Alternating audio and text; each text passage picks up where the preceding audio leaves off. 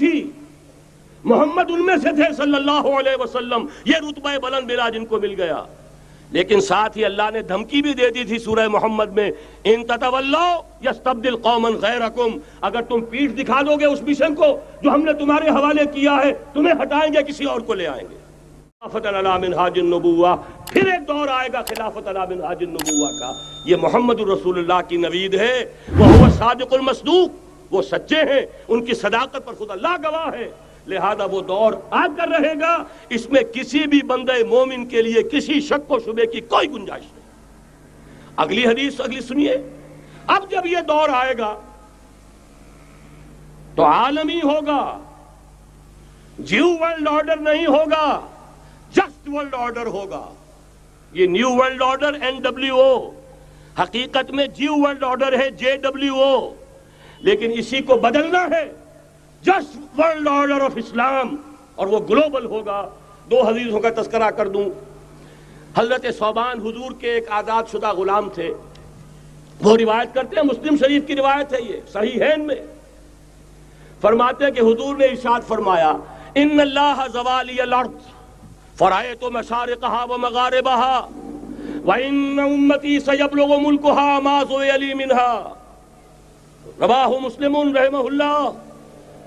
حضور فرماتے ہیں اللہ تعالیٰ نے میرے لیے پوری زمین کو لپیٹ دیا، یہاں تک کہ میں نے اس کے سارے مشرق دیکھ لیے، سارے مغرب دیکھ لیے، اور سن لو مجھ سے، ٹیک اٹ فرام می، میری امت کی حکومت ان تمام علاقوں پر قائم ہو کر رہے گی جو مجھے زمین کو لپیٹ کر اور سکیڑ کر دکھا دیے گئے۔ گلوبل ہوگی کہ نہیں؟ دوسری حدیث سنیے، یہ پھر مسند احمد ابن حنبل کی ہے۔ حضرت مقداد ابن الاسود رضی اللہ تعالی عنہ فرماتے ہیں، حضور نے فرمایا، لا يبقى على ظهر الارض بیت وبر ولا مدر الا ادخله الله کلمۃ الاسلام بعز عزیز وذل ذلیل، اما يعزهم الله فيجعلهم من اهلها او يذلهم فيدونون لها۔ یہ ہے حدیث مسند احمد ابن حنبل کی۔ اور حضرت مقداد فرماتے پھر میں نے کہا اچھا تب تو ہو جائے گی وہی بات، وَيَكُونَ الدِّينُ كُلُّهُ لِلَّهِ، دین کل کا کل اللہ کے لیے ہو جائے گا۔ حدیث کا ترجمہ یہ ہے کہ حضور نے فرمایا، روئے زمین پر نہ کوئی اینٹ گارے کا بنا ہوا گھر رہے گا، نہ کوئی اونٹ کے بالوں کے بنے ہوئے کمبلوں کا خیمہ رہے گا جس میں اللہ تعالیٰ کلمہ اسلام کو داخل نہ کر دے۔ لیکن یہ داخلہ دو طریقے سے ہوگا، بعز عزیز وذل ذلیل، یا صاحب عزت کے اعزاز کے ساتھ، یا کسی مغلوب کی مغلوبیت کے ساتھ، یعنی یا تو اللہ تعالیٰ ان کا اعزاز فرمائے گا اور وہ کلمہ اسلام کے خود قائل ہو جائیں گے۔ جب گھر والا خیمے والا اسلام لے آئے گا تو اسلام اس کے گھر میں داخل ہوگا، اس کو بھی عزت نصیب ہوگی۔ وَلِلَّهِ الْعِزَّةُ وَلِرَسُولِهِ وَلِلْمُؤْمِنِينَ، عزت تو حق ہے اللہ کا، اس کے رسول کا اور اہل ایمان کا۔ اور اگر وہ اسلام قبول نہیں کرے گا تو یؤتُ الجزیۃ عن ید وہم صاغرون، چھوٹے ہو کر رہنا پڑے گا، جزیہ دینا ہوگا، اسلام کی بالادستی قبول کرنی ہوگی۔ بتائیے اس کے بعد بھی کوئی شک ہے؟ یہ ہے آسمانی نقشہ۔ یہ اللہ فرما رہے ہیں واللہ متم نورہ ویابی اللہ الا یتم نورہ لیظہرہ علی الدین کلہ ولو کرہ المشرکون، یہ اللہ کا فیصلہ ہے۔ ادھر یریدون لیطفئوا ہے، یہ زمینی نقشہ ہے۔ اب شکل کیا ہے؟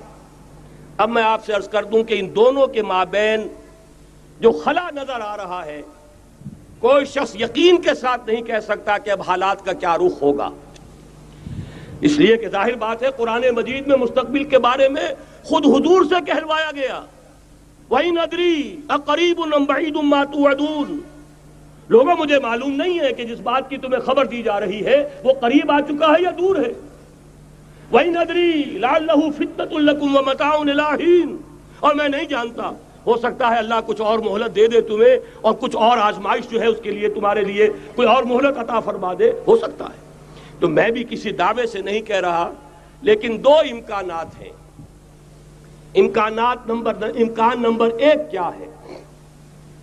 ابھی عالم اسلام کا ایک سالڈ بلاک ہے جو یہودی ورلڈ آرڈر کی نگاہوں میں کھٹک رہا ہے۔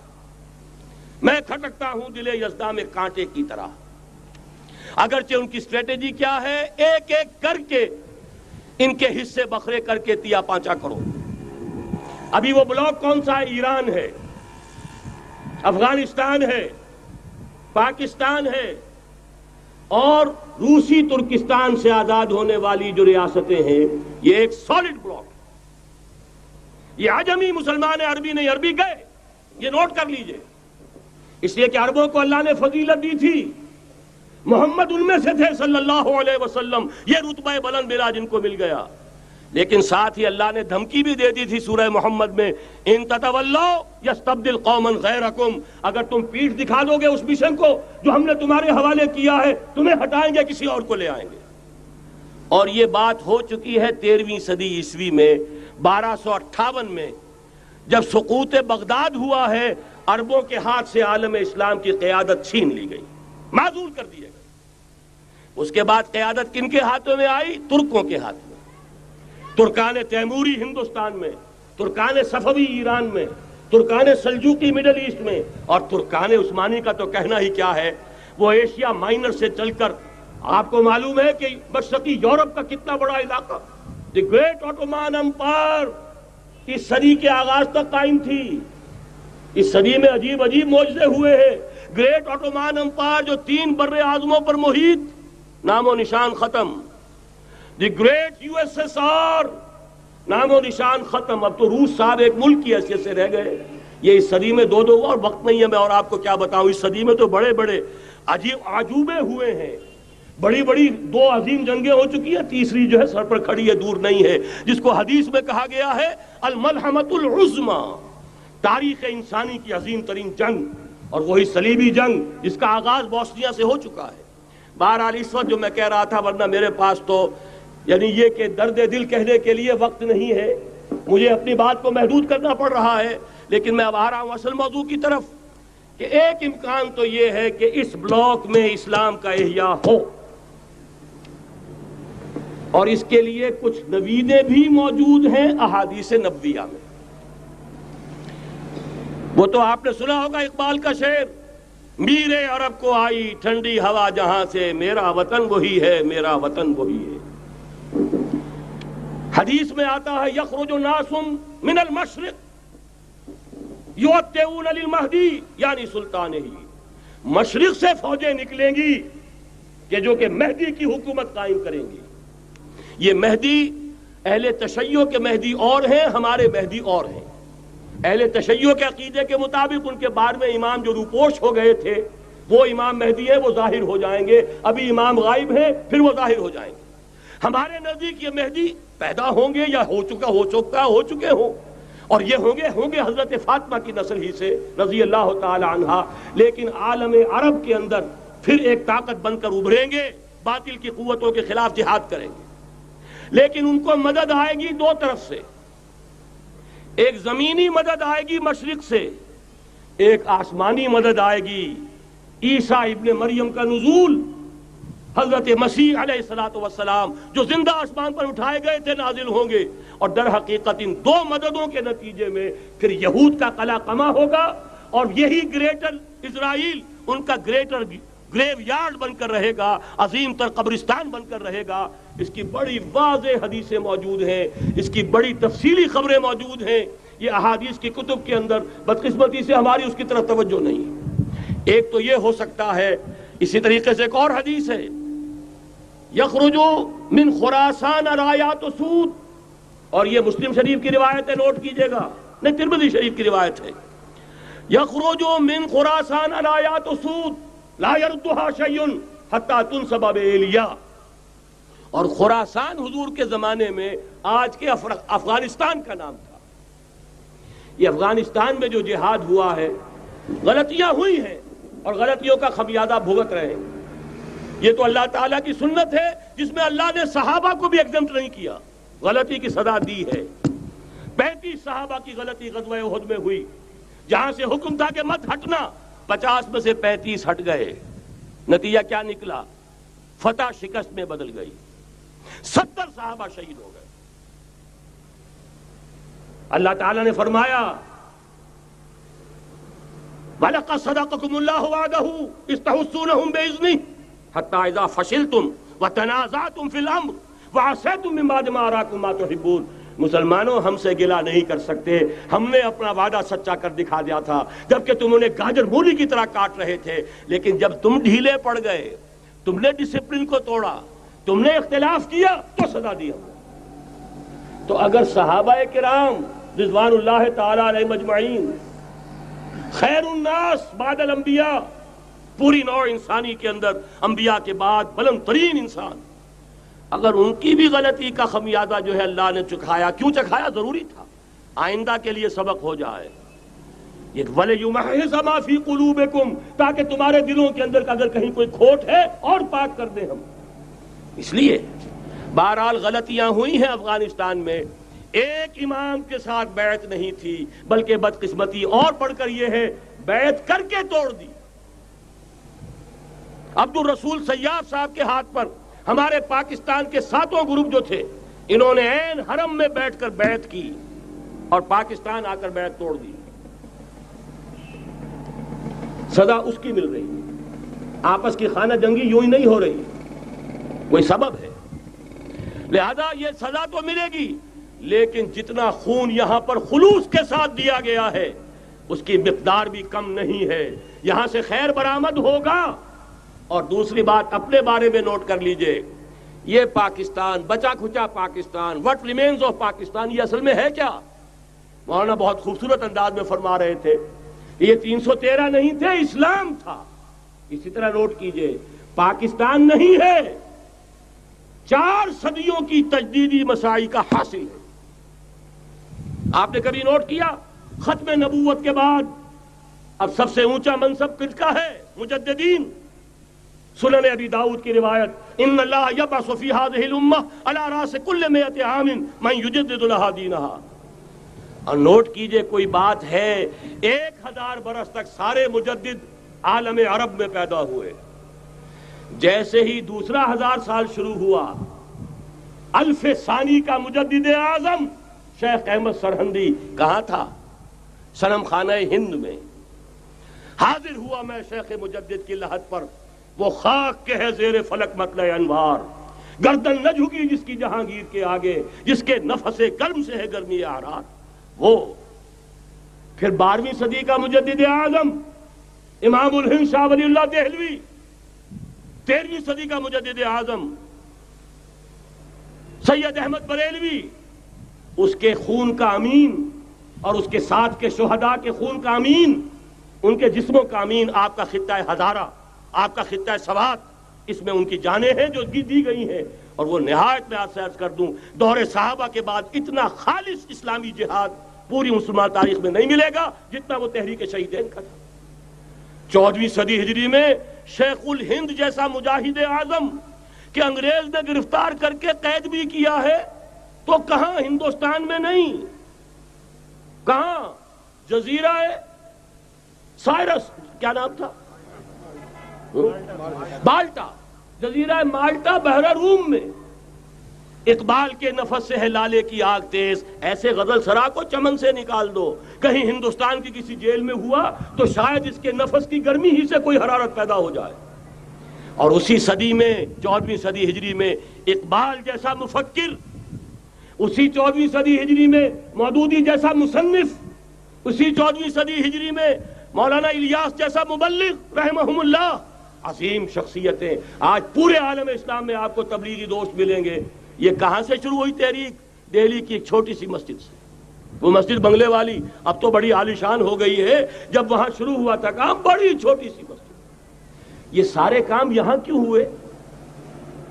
پورا عالم اسلام آزاد ہوا، کہیں نعرہ اسلام کا نہیں لگا، کہیں عرب قومیت پر، کہیں کسی اور عصبیت پر تحریکیں چلی ہیں، صرف تحریک پاکستان تھی کہ پاکستان کا مطلب کیا؟ لا الہ الا اللہ۔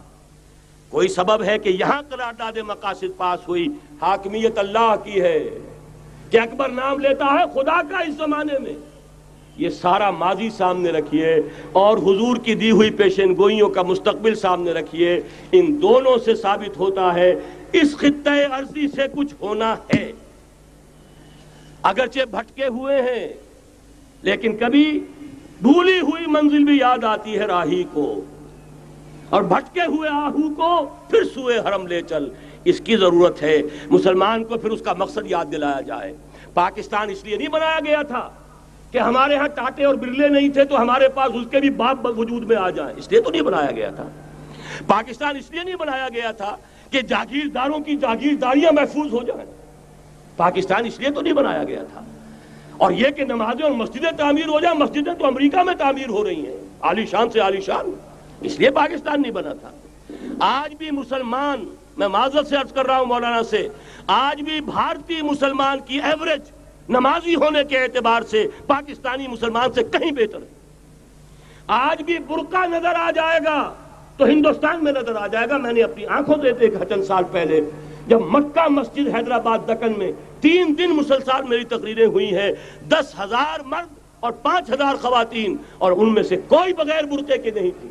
ایک سیلاب نظر آ رہا تھا برقعوں کا کہ جب جلسہ ختم ہوا ہے رات کے 12 بجے 3 دن تک متواتر۔ یہاں کہاں نظر آئے گا برقع آپ کو؟ یہاں تو جس کے بعد 2 پیسے ہو گئے اس نے سب سے پہلے برقع اتار کے پھینک دیا۔ معلوم اچھی طرح سمجھ لیجئے، یہ چیزیں تو وہاں زیادہ ہیں یہاں کی نسبت۔ اصل ضرورت تھی کہ یہاں اس نظام کو قائم کیا جائے، وہ نظام عدل اجتماعی، وہ جس میں حریت ہو، جس میں عام آدمی بھی خلیفہ وقت کو ٹوک سکے۔ یہ کرتا کیسے بن گیا؟ ایک خاتون بھی کھڑی ہو کر دامن پکڑ لے، عمر تمہیں کیا حق ہے کہ ہمارے مہر کے اوپر پابندی لگا رہے ہو، جبکہ اللہ نے نہیں لگائی۔ اللہ قرآن میں قنطارہ کا لفظ استعمال کر رہا ہے۔ ڈھیروں سونا دے دے کوئی شخص اپنی بیوی کو مہر کے اندر، طلاق دیتے وقت اس میں سے کچھ نہیں لے سکتا، آپ کون ہوتے ہیں ہمارے حق کے اوپر پابندی لگانے والے؟ اور عمر نے کہا، آج ایک بڑھیا نے وہ اب عمر کو دین سکھایا، آرڈیننس واپس۔ حضرت سعد بن ابی وقاص رضی اللہ تعالی عنہ جو فاتح ایران تھے، وہ گورنر ایسے ہی نہیں بن گئے تھے ریوڑیاں بٹی ہو اور گورنر ہی مل گئی ہو، وہ تو خود فاتح تھے ایران کے، اس لیے گورنر تھے۔ صرف ایک پرچہ پہنچا ہے بارگاہ خلافت میں، حضرت عمر فاروق کے پاس انفارمیشن آئی، سعد نے اپنے گھر کے باہر ڈیوڑی بنا لی ہے اور ایک دربان کھڑا کر دیا ہے، حضرت بلال کو بھیجا ہے رقعہ دے کر، اور یہ حکم تھا کہ بلال پہلے تو جاتے ہی ڈیوڑی میں آگ لگا دینا، پھر یہ رقعہ دینا میرا۔ اور رقعے میں لکھا ہوا تھا، اے سعد، لوگوں کو ان کی ماں نے آزاد جانا تھا، تم نے انہیں اپنا غلام کب سے بنا لیا ہے؟ یہ دربان کھڑے کر دیا اپنے آگے۔ وہ حریت، وہ مساوات کہ جا رہا ہو خلیفہ وقت اور چارج لینے جا رہا ہے بیت المقدس کا، کوئی ذاتی علاج کے لیے نہیں جا رہا، سیر و سیاحت کے لیے نہیں جا رہا، چارج لینے کے لیے بالکل سرکاری وزٹ ہے، آفیشل وزٹ ہے، اسٹیٹ وزٹ ہے۔ اور حال کیا ہے؟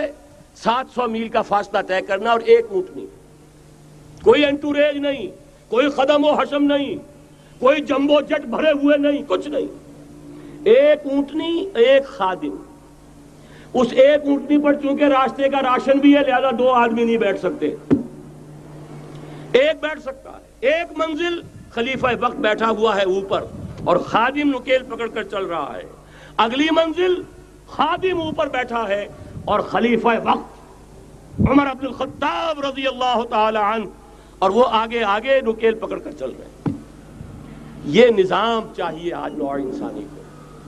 اس کے انتظار میں، اس کی تلاش میں نوع انسانی نے کتنے تجربے کر لیے، کیسی چھلانگیں لگائیں، ملوکیت ختم کی، آسمان سے گرا کھجور میں اٹکا، جمہوریت آئی نام نہاد، لیکن وہ سرمایہ دارانہ نظام بن کر آگے سے بڑھ کر لعنت بن گئی۔ پہلے جاگیردار مسلط تھا، اب سرمایہ دار اور کارخانے دار مسلط ہو گیا۔ اس سے نکلنے کے لیے زور لگایا، کمیونزم کی طرف گئے، چھلانگ لگائی، اب ایک پارٹی ڈکٹیٹر بن کر بیٹھ گئی۔ انسان رست از یک بنتا افتاد در بندے دیگر، ایک چیز سے غلامی سے نجات پاتا ہے، دوسری میں پھنس جاتا ہے۔ اور کیوں؟ کہ وہ نظام عدل اجتماعی جو محمد عربی کو دے کر بھیجا گیا تھا، اس کے کسٹوڈین سوئے ہوئے، اس کے کسٹوڈینز کو اندازہ ہی نہیں۔ یہ نسخہ تو ہمارے پاس تھا، ہمیں عمل کرنا تھا اور دنیا کے سامنے پیش کرنا تھا۔ پاکستان بنایا اس لیے گیا تھا کہ ہم اس کا ایک نمونہ دنیا کے سامنے پیش کریں گے۔ قائد اعظم نے فرمایا تھا کہ ہم یہ چاہتے ہیں کہ پاکستان کی صورت میں عہد حاضر میں اسلام کے اصول حریت و اخوت و مساوات کا ایک نمونہ قائم کر کے دکھائیں۔ کہاں ہے وہ؟ بھٹک گئے، سو گئے۔ بہرحال اب بھی وقت ہے، جب تک سانس تب تک آس۔ میرے عزیز نے تو ڈرایا ہے اور صحیح ڈرایا ہے۔ اللہ تعالیٰ نے 25 برس انتظار کیا تھا. پہلے عذاب کا کوڑا پھر مارا ہماری پیٹھ پر. وَلَنُذِيقَنَّهُم مِّنَ الْعَذَابِ الْأَدْنَىٰ دُونَ الْعَذَابِ الْأَكْبَرِ.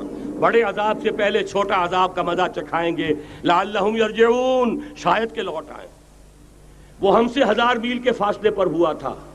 اگرچہ 93,000 ہمارا کڑیل جوان, جن میں غالباً 43,000 فوجی, اور یہ کہ تقریباً اتنی تعداد میں جو غیر فوجی تھے, وہ اس ہندو کے غلام بنے, قیدی بنے, جن پر 800 برس تک, کہیں 600 برس تک, کہیں 1000 برس تک حکومت کی تھی. اتنی بڑی شکست کا کلنک کا ٹیکا ہماری پیٹھ پر پڑا.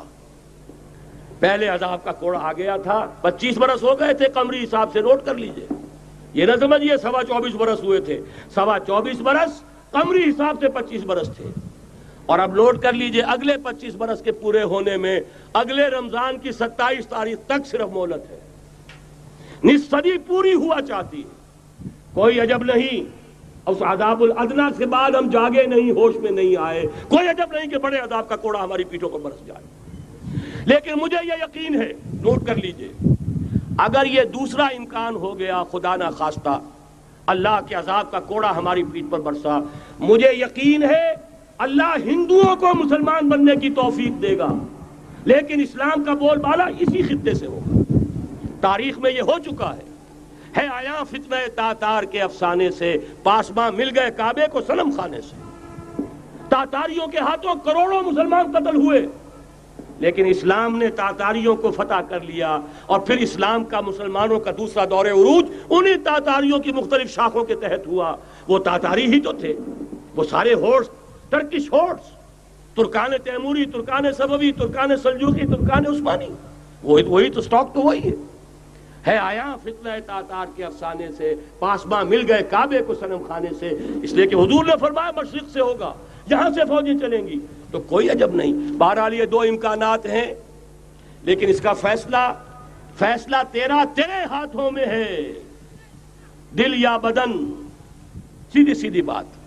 اگر تو اب بھی ہم ٹھیک ہو جائیں, جاگ جائیں, ہوش میں آ جائیں, قوم یونس کی طرح توبہ کر لیں, تو بغیر عذاب کے کوڑے کے رحمت خداوندی ہم پر سایہ کرے گی.